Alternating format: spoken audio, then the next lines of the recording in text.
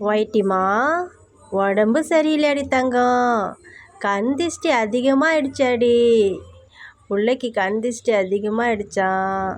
நாய்க்கண்ணு, நரிக்கண்ணு, கோட்டாங்கண்ணு, ஆந்தக்கண்ணு, கண்டக்கண்ணு, முண்டக்கண்ணு, உற்றார் கண்ணு, ஊரார் கண்ணு, பாம்பு கண்ணு, பள்ளி கண்ணு, அம்மா கண்ணு, அப்பா கண்ணு, ஆயா கண்ணு, தாத்தா கண்ணு, தெருவில் இருக்கிறவங்க கண்ணு, சொந்தக்காரங்க கண்ணு, பந்தக்காரங்க கண்ணு, எல்லா கண்ணும் போயிட்டு பிள்ளைக்கு உடம்பு சரியாயிடணுமா.